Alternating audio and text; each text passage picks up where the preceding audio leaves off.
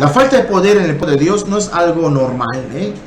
Es algo que tenemos que entender. La falta de poder en nuestras vidas, si soy cristiano, ¿sí? O estamos en un grupo de 2 discípulos, 3, 4, 5, 10 discípulos, 20 discípulos, 30 discípulos, la falta de poder es un síntoma de una iglesia deficiente, decadente, raquítica, débil en el espíritu, enferma, ¿sí? Porque el poder es algo natural en el reino de Dios. Si la gente va a predicar en un pueblo y están pasando predicando y no se convierte ni uno solo, ya pasaron 2, 3 años y no se convierte ni uno solo, y cada vez que predican la gente es indiferente, es de esos rollos, no podríamos decir, quizás lo diríamos, pero no seríamos muy correctos, es que la gente es muy dura, muy difícil. No nos deberíamos de preguntar que quizás esa generación a la cual queremos evangelizar no sale sino con oración y ayuno. Porque desde cuando las guerras espirituales son meramente humanas, con poderes humanos. Vamos a convertir a la gente. ¿Qué necesitamos? Un predicador, un evangelista, una campaña, y con eso tenemos. Aunque hagamos 1000 campañas, aunque traigamos a 1000 predicadores, si Dios no mete su mano, ¿sí?, respaldando a su pueblo, ese pueblo no va a ver el poder de Dios jamás. Entonces lo que tenemos que hacer es decir: Señor, ayúdanos a ser una iglesia victoriosa. Teníamos que hacer una oración como la oración de Ana, ¿sí? ¿Ubican ustedes a Ana? Sí. ¿Quién es Ana? La mamá de Samuel. La mamá de Samuel. ¿Qué estado espiritual estaba la nación en aquel entonces? ¿Qué estado espiritual tenía Israel en aquel entonces? Antes del nacimiento de Samuel. Estaba mal, estaba en una apostasía terrible, ¿sí? Estaba terrible, ¿sí? Entonces, de alguna manera, ella tenía una oración. Aquí en 1 Samuel capítulo 1, dice la palabra de Dios, versículo 11: e hizo voto diciendo: Jehová de los ejércitos, si te dignares a mirar la aflicción de tu sierva, y te acordares de mí, y no te olvidares de tu sierva, sino que dieres a tu sierva un hijo varón, yo lo dedicaré a Jehová todos los días de su vida, y no pasará navaja sobre su cabeza. ¿Sí? Mientras ella oraba largamente delante de Jehová, Elí estaba observando la boca de ella. Pero Ana hablaba en su corazón, y solamente se movían sus labios, y su voz no se oía. Y Elí la tuvo por ebria. ¿Sí? Hasta allí. ¿Cuál era la oración de Ana? Señor, ya no quiero ser una mujer estéril. Señor, no queremos ser una iglesia estéril. No queremos ser una célula estéril. Y tiene que haber una aflicción. Tenemos que llorar nuestra esterilidad. Tenemos que quebrantarnos por nuestra falta de fruto. Porque la iglesia está diseñada para triunfar. La iglesia está diseñada para que las almas vengan. ¿No dice la palabra que Dios añadía a la iglesia a los que habrían de ser salvos? Si cuidamos todos los peligros de la iglesia, que ya estudiamos, todos los peligros de la iglesia, los peligros espirituales, si tenemos cuidado de todo eso, Dios no va a querer meter gente en la iglesia. Claro que sí. Pero tenemos que tener un quebrantamiento por la falta de fruto. Un quebrantamiento delante de Dios. Decir: Señor, yo quiero traer almas para ti. Yo quiero que mi vida cotidiana, mi trabajo, mi escuela, mi servicio, en el hogar, con la familia, en lo que yo haga, yo quiero glorificarte de tal manera que los que me rodean, aunque no les esté yo evangelizando, se den cuenta de que hay algo diferente en mí que ellos no tienen, que te tengo a ti y que puedan conocerte a ti. Pero por favor, Dios, danos un hijo. Danos un hijo. Obviamente hijos espirituales, obviamente gente que se salve. Gente que conozca a Cristo, gente que venga a buscar a Dios y el Evangelio. Estamos puestos para eso. Bueno, la victoria de la iglesia. En el texto principal de este estudio, Dios nos está mostrando de una manera muy significativa el diseño celestial de la iglesia. es una iglesia con las siguientes características. Número 1, su fundamento, ¿sí? Es lo que vamos a ver hoy. Su roca es Jesucristo, ¿sí o no? Bueno, si la roca es un hombre, un pastor, un big brother, si la roca es un hombre, ¿triunfará la iglesia? No va a triunfar, está condenada al fracaso. Número 1, la iglesia tiene un fundamento. Número 2, la iglesia tiene una férrea oposición, una oposición firme, ¿sí? Una oposición firme. Y número 3, o sea, un enemigo declarado. Y número 3, la iglesia es prevaleciente y victoriosa, ¿sí? Repito, número 1, su roca es Jesucristo y está edificada y apoyada sobre él. Tiene un fundamento seguro. Número 2, tiene una oposición firme, pero no fuerte. Una férrea oposición, pero no es tan fuerte como nuestro Señor. Una oposición abierta y clara en cerrar las puertas del imperio de la muerte a la iglesia, ¿sí? Cuando la iglesia quiere meterse en un barrio de pandilleros, en un lugar donde hay prostitutas, en familias destruidas, llenas de alcohólicos, de borrachos, de amargados y de lo que sea, ¿sí? ¿Qué va a hacer el diablo? ¡Pum! Va a trincherarse. ¿Para qué? Para que ninguno de sus cautivos se escape. Y número 3, la iglesia, aunque tenga una oposición muy fuerte y le hayan declarado la guerra por Satanás, la iglesia es prevaleciente y victoriosa. Por muy fuertes que sean las puertas del infierno, no resistirá al poder que tiene la iglesia en Cristo Jesús, ¿sí? Muy bien, analicemos por partes. El fundamento es importante. El fundamento es importante. Dios no quiere que su iglesia cambie ese fundamento por nada del mundo. La firmeza de la iglesia depende absolutamente de la persona del Señor Jesús y su glorioso mensaje. Escuchen bien, la firmeza y el poder, yo le añadiría, y el poder de la iglesia depende. ¿De qué depende? Únicamente, exclusivamente del Señor Jesús. Él es el único que dijo: separados de mí, nada podéis hacer. Y no solamente se refiere a no poder amar, se refiere a no poder ganar almas, a no poder edificar bien la iglesia. O sea, nada es nada. Separados de mí, nada podéis hacer. Depende completamente del Señor Jesús y su glorioso mensaje. El Evangelio debe ser siempre nuestra bandera que portemos con orgullo. El Evangelio debe ser siempre nuestra bandera que portemos con orgullo. O sea, tomando la referencia del apóstol Pablo, yo me gloriaré, ¿no?, en el mensaje del Señor Jesús, en el Evangelio. A veces el enemigo podrá amedrentarnos de la situación que vivimos, ¿sí? O sea, podrá como asustarnos de manera personal de lo que fuimos. Puede llevar inclusive a desanimarnos a luchar junto con la iglesia o dejarnos llevar por las decepciones de la misma. O sea, problemas en la iglesia, problemas con los hermanos, y eso me debilita y me dejo llevar porque me decepcioné. Pero debemos siempre confiar en la palabra de Cristo y no en nuestros sentimientos, ¿sí? Si confiamos en nuestros sentimientos, no hay garantía para la iglesia de una victoria. No existe garantía de victoria para la iglesia. ¿Por qué? Porque el que se guía por los sentimientos es como un barquito en una tormenta sin timón, ¿sí? El que se guía como por sus sentimientos, tenemos sentimientos, pero no debemos dejarnos guiar por los sentimientos. No dejarse guiar por los sentimientos no significa que no tengas temor o no tengas tristeza, o no tengas indignación, o no tengas celo, o no tengas amor. No, significa que no te dejes gobernar por las emociones. Porque cuando las cosas anden mal en cualquier lugar, o en la iglesia, o en nuestra vida personal, ya no queremos quizás ni hablar de Dios, porque a lo mejor nos sentimos abandonados por Dios o por cualquier otra cosa, y debo decir: no, Señor, yo te sigo por fe, yo no ando por vista, ¿sí?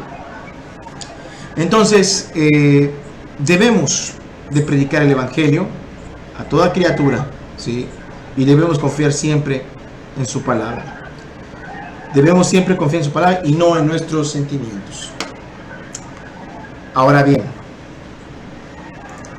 quiero mostrarles un texto que a mí en lo personal me bendice muchísimo. Es 1 de Corintios.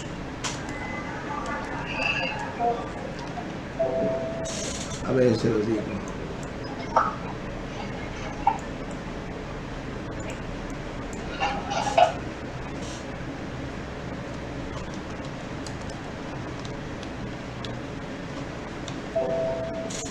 Es 2 de Corintios 10, versículo 3 y 4. Le voy a dar lectura. Ahorita le doy lectura. Recordemos que decido que doy la lectura por lo del tiempo de la aplicación. ¿Se acuerdan? Entonces, 2 de Corintios 10, 3. Pues aunque andamos en la carne, no militamos según la carne. O sea, nuestra forma de luchar no es como en la carne. Porque las armas de nuestra milicia, ¿sí?, nuestras herramientas de nuestra milicia, de nuestra forma de luchar, no son carnales, sino son poderosas en Dios. ¿Para qué dice ya? Para la destrucción de fortalezas. ¿Las fortalezas de quién? Del diablo. ¿En dónde el diablo pone las fortalezas? En esa familia que queremos alcanzar y está bien dura. En ese hijo súper perdido que ama el mundo. En esa hija que está entregada a la fornicación. En ese esposo impío y perverso. En esa esposa incrédula y amargada. En ese pueblo que están entregados a la inmundicia, a la borrachera o a los bailes o a lo que sea. Y se ve muy duro todo eso, pero no. Nosotros no tenemos armas débiles, tenemos armas poderosas que destruyen fortalezas. O sea que mientras más duro ve el enemigo, en vez de desanimarme más y moverme por mis sentimientos, no, me voy por la fe, me voy por lo que dice la Biblia. Dios puede desbaratar estas obras del diablo. ¿Sí? Verso 5. Derribando argumentos, derribando la altivez que se levanta contra el conocimiento de Dios, y llevando cautivo todo pensamiento a la obediencia de Cristo. Y me gusta este mismo versículo, me gusta bastante también en la traducción del lenguaje actual. Fíjense cómo dice, después de que habla de las armas de los milicias que son poderosas, dice el 5 en la TLA, y para destrucción de fortalezas, y el orgullo de quienes quieren impedir que todos conozcan a Dios, también destruyen eso. Con ese poder, el poder del evangelio, de las armas de nuestra milicia, con ese poder hacemos que los pecadores cambien su manera de pensar y obedezcan a Cristo. Con ese poder hacemos que los pecadores cambien su manera de pensar. No Jorge Polanco hace cambiar la manera de pensar de las personas. Con ese poder hacemos que la gente cambie su forma de pensar. Es lo que dice en la Reina Valera 60, y llevando cautivo todo pensamiento a la obediencia de Cristo. O sea que por muy rebelde que esté, por muy necio, tonto que sea la persona, necio, pecador, impío, perverso, sucio, inmundo, contreras, lo que tú quieras, tenemos un arma poderosa, es el Evangelio de Jesús. Podemos orar, podemos ayunar, podemos buscar a Dios, podemos perseverar, podemos ponernos de acuerdo. Hermano, quiero que oremos juntos por este asunto, por esta obra, y con libertad y confianza, poner quizás un día para orar, un momento para ayunar en conjunto y con la ayuda de Dios, para alcanzar almas, para destrucción de fortalezas. El débil no es la iglesia. El débil es el infierno delante de una iglesia que está respaldada por su Salvador. ¿Sí?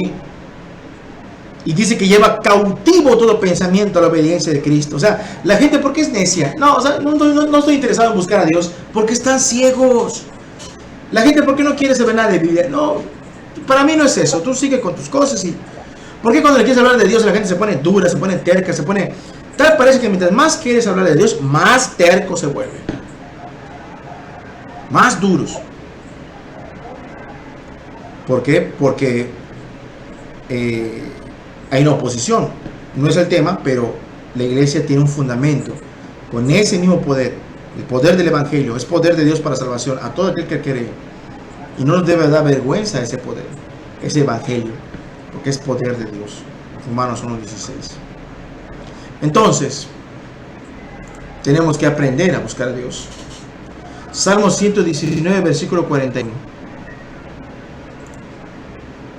Vamos a ver. Salmo 119, versículo 41.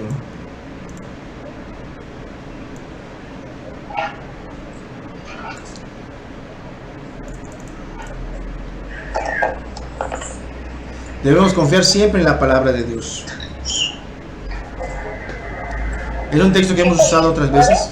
Sí. A ver si alguien lo puede leer. Vamos a tomarnos el tiempo de lectura. Venga a mí tu misericordia, oh Jehová, tu salvación conforme a tu dicho. Y daré por respuesta. Daré por respuesta a mi avergonzador, que en tu palabra he confiado. En tu palabra he confiado.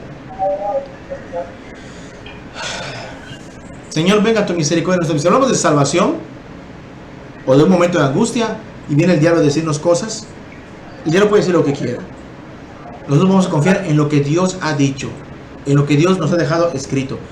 Venga a mí tu misericordia conforme a que soy una buena persona, conforme a que me lo dijo la comadre, me lo dijo el pastor, el hermano. No, venga a mí tu misericordia porque tú ya lo dijiste, Dios. Tú ya lo dijiste, es tu voluntad, ¿sí? Y daré por respuesta a mi avergonzador, que en tu palabra he confiado. Este mismo texto, aunque sea un asunto de salvación, aunque sea un asunto de angustias, bien se puede aplicar. También lo podemos aplicar con la iglesia, una iglesia sin poder, una iglesia en la cual el diablo le ha engañado y le ha dicho, tú no tienes poder, aquí el que manda soy yo. Tú quédate en tu iglesia, en esta casa, en esta familia, aquí el que manda soy yo, te dice Satanás. Bueno, está bien, me voy, dice, ¿no? No pude con las puertas del Hades y me voy con la cola entre las patas. Me voy a un pueblo y dice Satanás, no, aquí el que manda soy yo. Tú vete a tu lugar, a tu templito, a seguir cantando. Entonces, el diablo ya engañó a la iglesia. Y nosotros tenemos que romper esas ataduras, tenemos que romper esas en el nombre de Dios y decir, no, Señor, creí todo ese tiempo que está muy difícil el asunto, pero a mí me falta fe, a lo mejor a mí me falta confiar en tu palabra. Venga a mí tu misericordia conforme a todo lo que tú nos has dicho y le voy a dar respuesta a nuestro avergonzador, que hemos confiado en lo que tú dices. ¿Y quién es el avergonzador de la iglesia? ¿Quién es el acusador de las almas? Satanás, ¿sí? Iglesia, iglesia, iglesia, hermanos, hermanos, hermanos, hermanos en Cristo. No hay otro fundamento que el que está puesto. Y si el fundamento es Jesús, hay garantías de victoria. Si el fundamento es Jesús, hay garantías de victoria. ¿Sí o no? A ver, vamos a hacer un experimento rápidamente. ¿Hay garantías que el que se vacune de COVID no le dé COVID?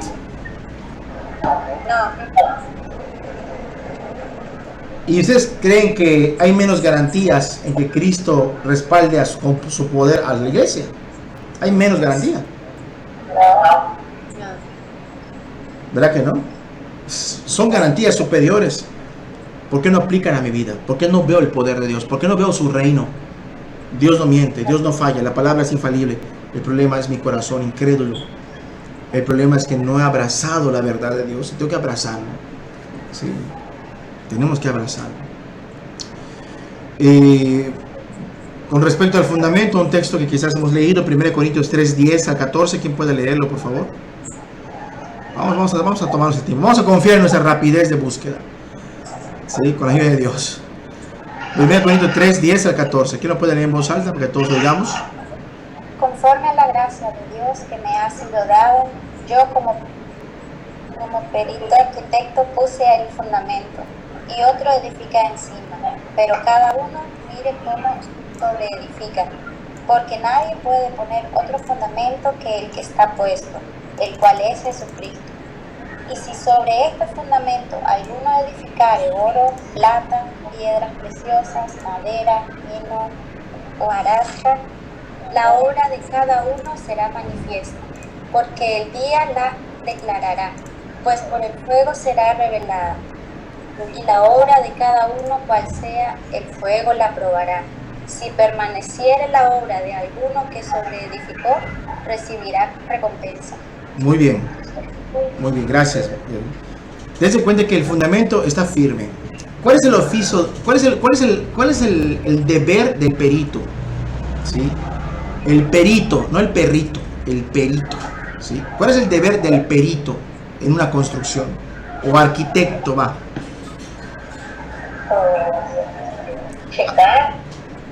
Checar, muy bien. El perito sabrá, el perito arquitecto sabrá utilizar, sabrá hacer mezcla para pegar block.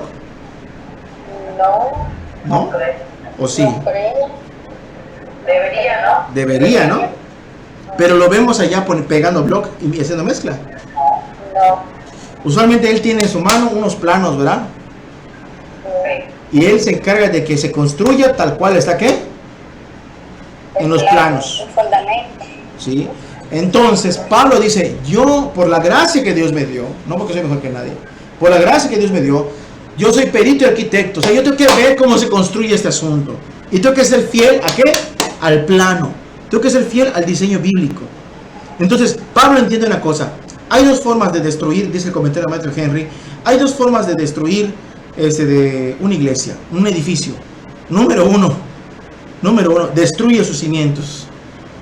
Si tú destruyes sus cimientos, ¡pum!, en automático todo lo de arriba viene para abajo.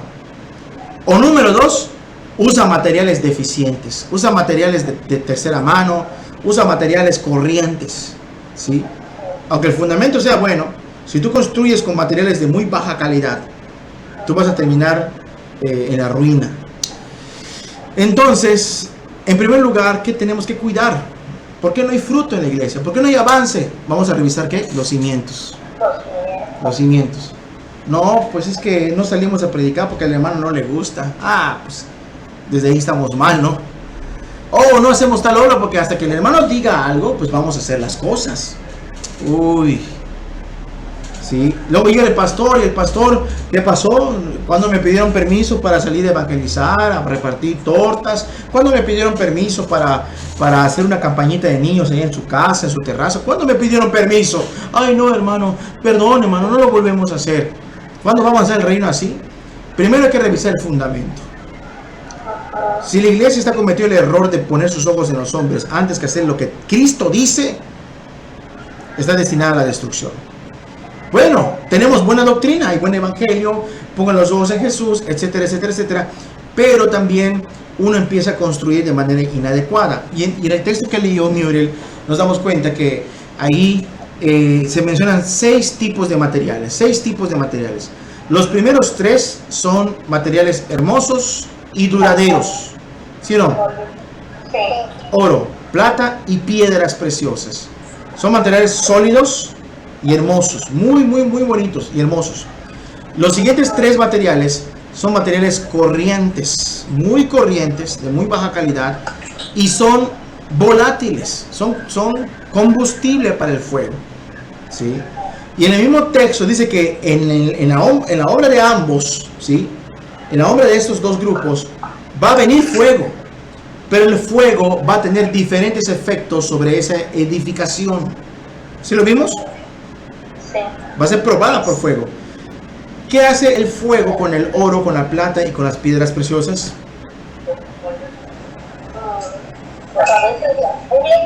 Las pule, las refina. O sea, queda mejor, ¿sí o no? Queda mejor con el fuego. Pero ¿qué hace el fuego con la paja y con la leña y con los palos? Pues la consume. La consume. Entonces, ¿qué es lo que podemos ver? Si una iglesia está siendo construida con materiales corrientes, va a perecer esa congregación, las va a desbaratar. Y si está construido con buenos materiales y viene el fuego de la prueba, el fuego de las luchas, el fuego de la persecución, no se va a consumir porque sus materiales son preciosos, son fuertes, son sólidos, ¿sí? Cristianos bien cimentados, discípulos bien parados en el fundamento, discípulos que te han puesto ojos en Jesús, discípulos en constante comunión con Cristo, dependientes de la vid, discípulos que están leyendo y orando constantemente, no para llenar la cuota de una iglesia, sino porque necesitan a Jesús cerca de sus vidas, que no tienen puestos ojos en los hombres. Entonces, cuando venga la prueba, lejos de quedar mal, quedan hasta mejor. Los hermanos se vuelven más fuertes, más maduros, más listos. ¿Por qué? Porque la prueba sirve para refinar a los hijos de Dios. La prueba sirve para refinar a los hijos de Dios. ¿Y qué pasó con el que construya y la obra de alguno que esté toda arruinada? Dice, va a escapar, aunque sea como por fuego, ¿no? Eso leímos, ¿sí o no? ¿Qué leímos ahí en el versículo? A ver, creo que el 11. A ver. Vamos a leer el 12. Y si sobre este fundamento alguno edificare oro, plata, piedras preciosas, madera o heno o hojarasca, la obra de cada uno será manifiesta, porque el día de la declarará, pues por el fuego será revelada, y la obra de cada uno cual sea, la obra de cada uno cual sea, con palitos o con oro, ¿sí? Con plata o con paja, el fuego la probará, ¿sí? O sea que la obra de algunos ministros va a fracasar y la obra de algunos ministros va a perseverar. Si permanece la obra de alguno que sobreedificó en el fundamento, recibirá su recompensa. O sea que el predicador, el pastor, tiene que tener cuidado de cómo hace las cosas en la iglesia. Tiene que tener mucho cuidado. Él debe ser el perito. Él debe tener cuidado, hermanos. El fundamento es Cristo. No, es que usted es nuestro pastor. Usted. No. Quítense esto de la cabeza. Jesús es nuestro Señor. Jesús es pastor. Los pastores ministran, sirven, aman, apoyan, ayudan, dirigen a las ovejas. Pero oye, no puedes poner por encima al hombre, al varón de Cristo. 1 Pedro capítulo 1 dice que Cristo es el príncipe de los pastores. La traducción del lenguaje actual dice, es el pastor principal. Entonces la iglesia tiene que tener buen fundamento. Obviamente que cuando la iglesia tiene buen fundamento, pues va a venir uno, y yo ya soy salvo, ¿ah? El pastor no va a decir, pues vete a la iglesia, toma, bautízate en la Santa Cena, vete con nosotros, y todavía es carnal, todavía no deja cosas. No, lo va a traer, lo va a discipular. Si es necesario, lo va a prediscipular para ver si está salvo, si tiene cambios verdaderos, si está caminando con Cristo, y luego lo integrará a la congregación de los justos. No lo va a meter así nomás, porque sabe que tiene que tener cuidado de cómo poner las piezas, cómo edifica. Y si está bien hecho el trabajo, permanece. Por el fuego lo va a probar. Y si está mal hecho, se va a desbaratar. Y ve lo que dice el texto 15. Ve lo que dice el texto 15. Si la obra de alguno se quemare. ¿Qué dice el 15? Si la obra de alguno se quemare, él sufrirá pérdida. Si bien él mismo será salvo, aunque sí por fuego. Está fuerte este asunto. ¿Saben cómo es la imagen?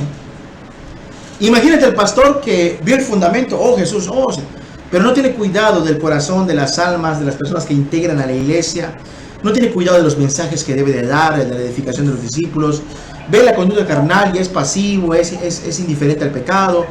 Y empieza a construir con palitos su casa. Con palitos y paja.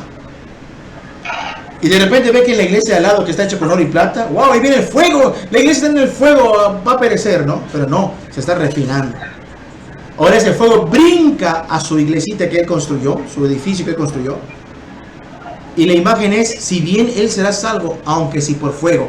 Es como si estuviera cayendo en la casa de palos, de pajas, estuviera quemando, incendiando, y él esté corriendo y saliendo, estén cayendo los pedazos encendidos, y sale de un salto de ese edificio, ¿sí? Él todo frustrado al ver que su obra de tantos años, su trabajo de tantos años en ese templo, con esa gente, se vino abajo en un instante.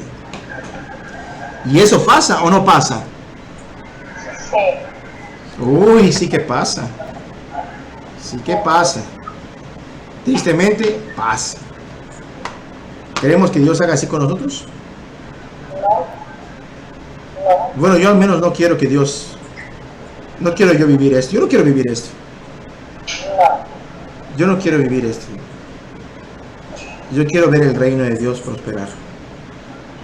Amén, hermanos. ¿Tú quieres ver el reino de Dios prosperar? Pues examinemos nuestros cimientos, examinemos cómo estamos siendo levantados. Porque luego hay veces las ovejas dispersadas, ovejas abandonadas, tropezadas, lastimadas, heridas. El pastor por allá, las ovejas por acá. El clásico de clásicos de estas últimas décadas. El pastor virtual, el pastor remoto, el pastor ahí de lejos. ¿Sí? Oye, hermano, ¿tú estás así? Pues sí, así estamos, pero al menos nos vemos y platicamos, ¿no? Más bien me refiero a esos que ni siquiera platicas con ellos, no tienes oportunidad de hablar con ellos. Si los ves es en un DVD, en un proyector, en un video por internet grabado, pero no hay relación, nunca hay una relación. Yo le tuve que decir a un hermano aquí en Medellín, para mí, hermano, tú eres mi pastor. No, yo soy un diácono. No, hermano, tú para mí eres pastor, porque tengo preguntas contigo, voy, tengo dudas contigo, voy contigo, delante de ti he llorado. Delante de ti he llorado, le digo. Pero el que tú dices que es mi pastor, no lo he visto nunca en 10 años. No, yo soy diácono, decía. Y eso generó problemas. Porque no existe eso del pastor virtual lejano. El pastor debe estar con las ovejas, ¿sí o no? Si la obra de cada uno se quema, sufrirá pérdida. Muy bien. ¿Qué podemos ver? Versículo 21 y 23. ¿Quién lo puede leer? Versículo 21 y 23. Ahí, del mismo capítulo 3. Así que ninguno se gloríe en los hombres, porque todo es vuestro. Sea Pablo, sea Apolo, sea Cefas, sea el mundo, sea la vida, sea la muerte, sea lo presente, sea lo porvenir, todo es vuestro. Vosotros de Cristo y Cristo de Dios. Y aquí está muy bonito, ¿no? Porque habla el orden correcto del sentido de la propiedad. Aquí está bonito porque habla el orden correcto del sentido de la propiedad. El orden correcto. ¿Cuál es el orden correcto? Así que nadie se gloríe en los hombres, porque todo es que vuestro, ¿sí? Todo es que vuestro. O sea, las ovejas pertenecen a Pablo. Las ovejas pertenecen a Apolos. Las ovejas pertenecen a Cefas. O Pablo, Apolos y Cefas le pertenecen a la iglesia. ¿Sí o no? Pero hoy ¿cómo se entiende eso? Al revés, ¿verdad? Ah, mis ovejas, mis iglesias. No, es al revés. No, solo yo predico acá, él no puede predicar acá. No. Aquí yo solo enseño. O solo yo tengo el Espíritu de Dios y ellos no. No. Realmente es que todos los pastores están para beneficio de la iglesia. Ese es el orden correcto del sentido de propiedad. No, las ovejas son mías. No, yo estoy para mis hermanos. La iglesia tiene... Es que el ministro vino y le cuestionamos por qué viene de vez en cuando y no está atento de nosotros. Y como que se indignó el pastor y ya no nos volvió a hablar. Otro clásico, más clásico que Chivas América. ¿Sí? Y ya se enojó conmigo el pastor.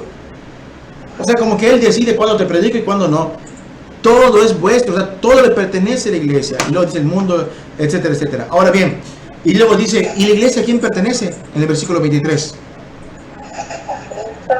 ¿Y vosotros qué? Le pertenecen a Cristo. O sea, los pastores a la iglesia. Y toda esa iglesia, incluyendo los pastores, que también son almas y ovejas de Cristo, pertenecen a Cristo. Y Cristo es de Dios. Entonces podemos ver que el fundamento debe estar bien puesto para poder tener perseverancia. Si son de Dios, todos los predicadores, todos los maestros, todos los evangelistas, todos los que sirven en el reino, los que exhortan, todo es para beneficio y bendición de la iglesia. Todo es de parte del esposo de la iglesia que la quiere hermosa para el día de las bodas del Cordero. Él se encargará de esta labor. ¿Sí? ¿Cómo lo ven? Él se encarga de esta labor. Todo es lo que vimos en el versículo 22. Sea Pablo, sea Apolo, esos son recursos que Cristo manda. Cristo le manda a su desposada. Te mando a Apolos, te mando a Cefas, te mando. Y ellos son como mayordomos que van haciendo que la novia se vea, ¿qué? Hermosa, santa, sin mancha, ¿sí o no? Para el día del glorioso encuentro de Jesús con su iglesia. No es, estos hermanos me pertenecen, ¿no? Esta iglesia me pertenece. No es eso. ¿Alguna duda está por aquí? Muy bien. Lo importante es que estemos siempre seguros de que alguien o algo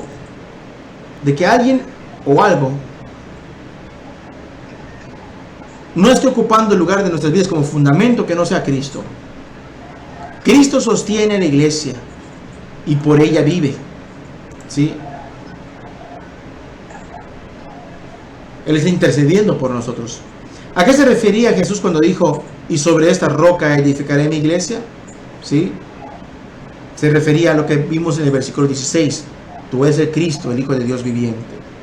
¿Sí? Es importante que la iglesia tenga una identidad plena en Jesucristo.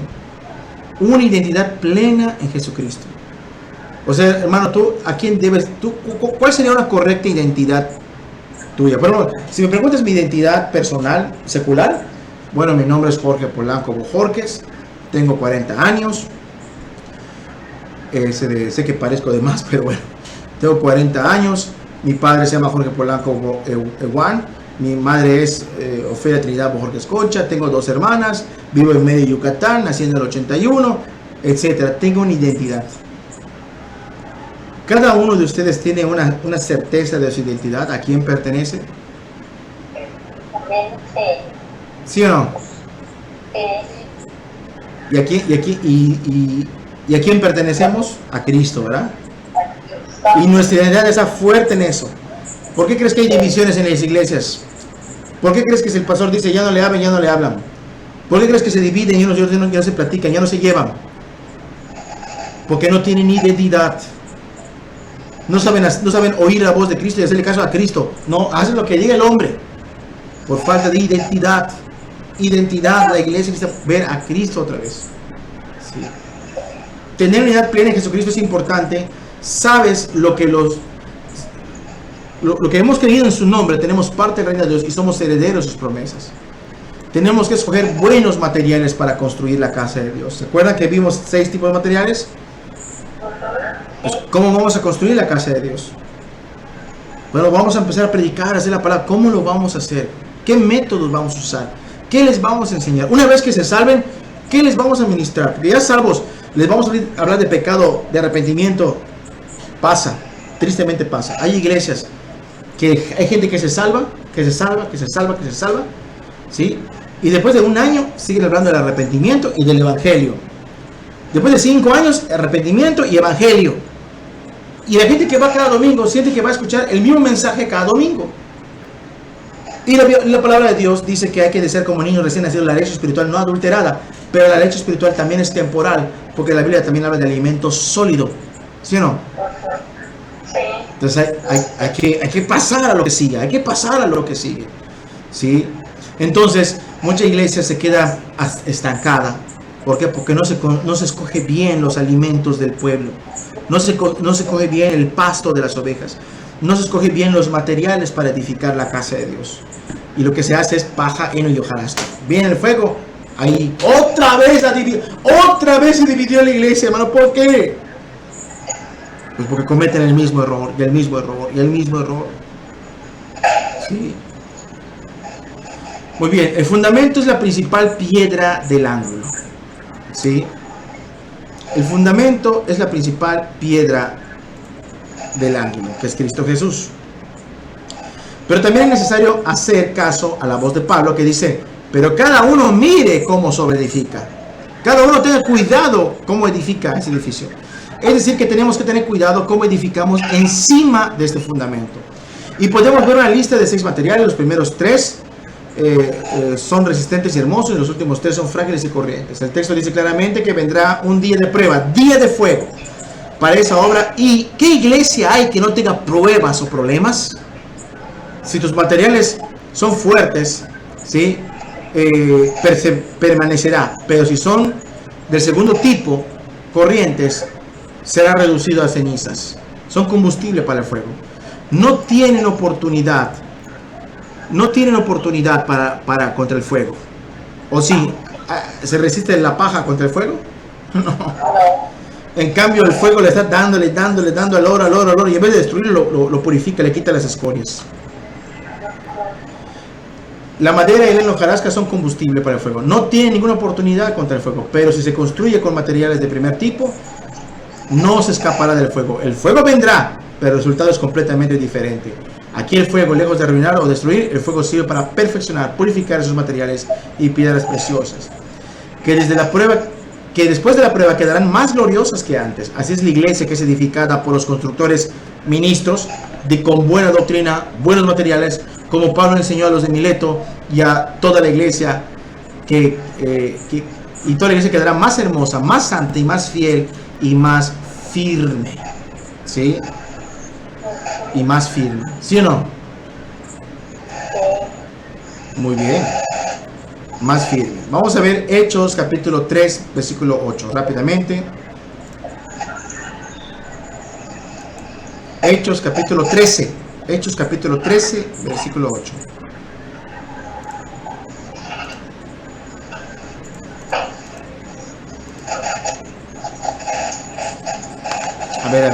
me equivoqué. Bien.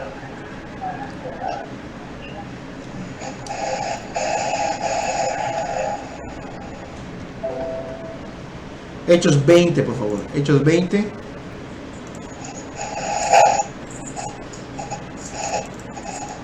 Versículo 1.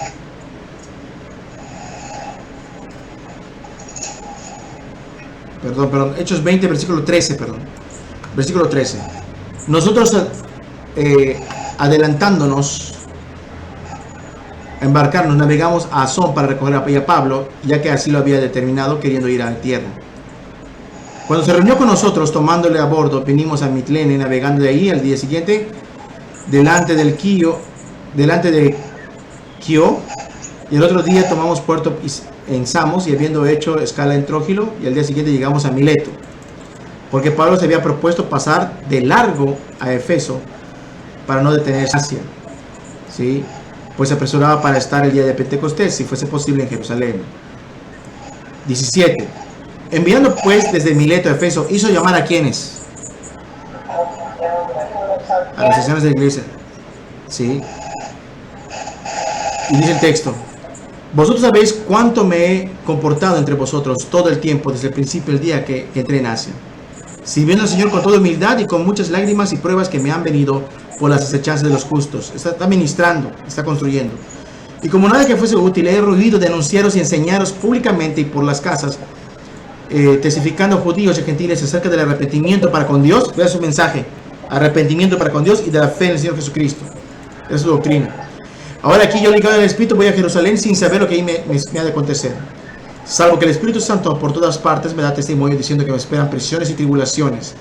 Pero de ninguna cosa hago caso, ni estimo preciosa mi vida para mí mismo, con tal de que acabe mi carrera. ¿Cuál carrera? Llevar el Evangelio, edificar, extender el reino, con gozo, y el ministerio que recibí el Señor Jesús, para dar testimonio del Evangelio de la gracia de Dios. Y ahora aquí yo sé que ninguno de todos vosotros, entre quienes he pasado predicando el reino de Dios, verá más mis rostros. Hermanos, es la última vez que los vuelvo a ver. Es la última vez. Por tanto, yo protesto hoy, día de hoy, que estoy limpio de la sangre de todos, porque no he rehuido de anunciaros todo el consejo de Dios. ¿Cómo es este predicador? ¿Cómo es este ministro? ¿Yo? No he metido nada, hermanos, ¿ah? Nada. Todo lo he enseñado, dice. Porque a veces algunos ministros no enseñan lo que les conviene. Por tanto, mirad por ustedes mismos y por todo el rebaño. O sea, ellos se quedaban al lugar. ¿Te acuerdas de la centralización del poder? ¿Te acuerdas de los que se enseñoreaban del rebaño? Ahorita ya no había eso. Ahora había un grupo de hermanos encargados de gobernar la iglesia con fidelidad.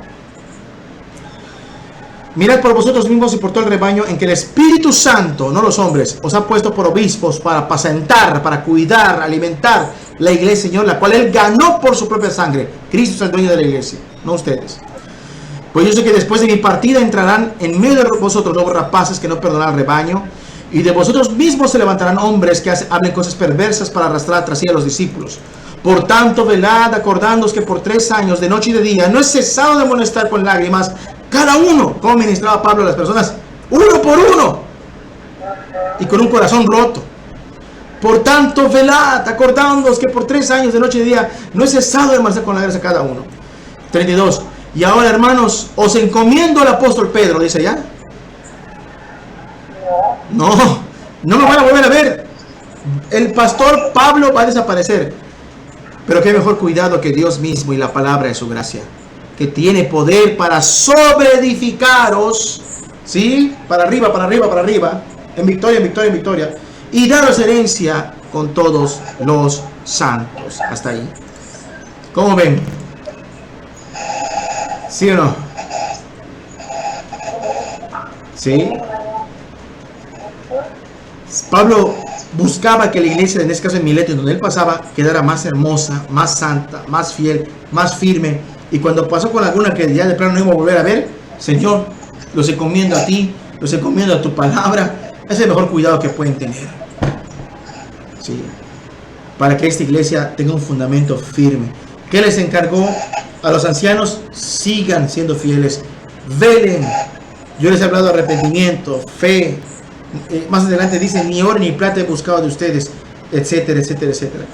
Vean la fidelidad de la construcción y él buscando que el pueblo permanezca. Hermanos, yo les digo de parte de Dios que la iglesia tiene victoria. Son 3 temas que vamos a ver. Su fundamento es el que ya vimos hoy. Número 2, la férrea posición, que vamos a ver la próxima semana, primero Dios. Y número 3, que aunque sea la posición muy dura, hay victoria para el pueblo. Creo que Dios en estos tiempos, hermano, en estos tiempos, y para los que salimos de cierto movimiento, entendemos que lo que Dios quiere es que la iglesia ponga sus ojos en Cristo. ¿Sí? Ponga sus ojos en Cristo. Cristo está por venir y es necesario que la iglesia tenga puestos sus ojos en Él. Esté creyendo que tiene victoria. Cuando Cristo venga, ¿sí? Dios está levantando obreros, hermanos. Está levantando siervos con este temor de hacer las cosas bien, de no cometer los mismos errores del pasado. Y que Dios sea glorificado con su pueblo. Amén. Muy bien. Queda menos de un minuto. Voy a hacer una oración y voy a compartir otro enlace. ¿Les parece? Para comentarios, dudas y preguntas. ¿Sí? Muy bien. Padre bendito, gracias por la oportunidad que nos das de estudiar tu palabra. Gracias por cada uno de los presentes. Glorifícate en nuestras vidas, Padre. Muchas gracias, Dios. Gracias por permitirme también convivir con mis hermanos en tu palabra, Dios. Recrearnos en tu palabra, Dios. Muchas gracias. Glorifícate en todo lo que hagamos. La iglesia tiene victoria si estamos fundamentados en Cristo, si ponemos los ojos en Cristo. Gracias. En nombre de Jesús. Amén.